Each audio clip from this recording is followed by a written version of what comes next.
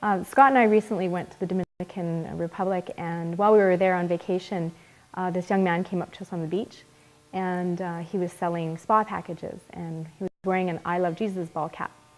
So we got talking to him, and I said, "Oh, I like your baseball cap." And he said, "Oh, I got it from a missionary from the United States while I was living in Haiti, where I grew up."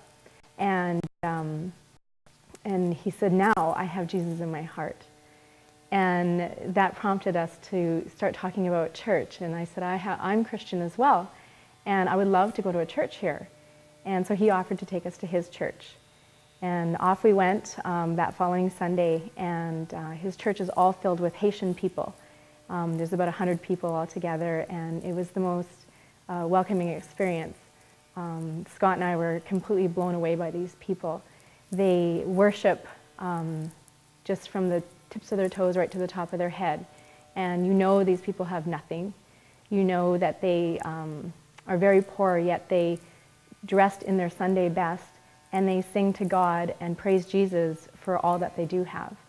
And that offering plate went around, and they gleefully put their money in. And Scott and I reflected on that, and we thought, you know, there's occasions where we feel like we can't give. We just don't have enough money. And so we painfully give instead of joyfully give. And it was a real life lesson there. These people give, even though they have nothing. So we developed this relationship with Johnson over the next couple weeks, because we were there for 2 weeks. And while we were there, the earthquake happened. And Johnson's entire family, 9 brothers and sisters, and his mom and dad, lived downtown Port-au-Prince. And he came to us the morning after the earthquake because he had to go to work.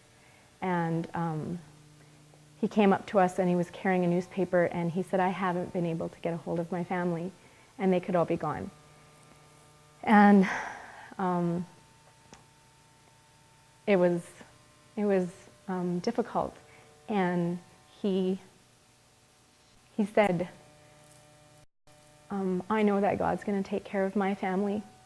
And so we prayed together, and since then we have found out that his family's house was completely destroyed, and 2 brothers were in the house, and they were critically injured, but the rest of the family is okay.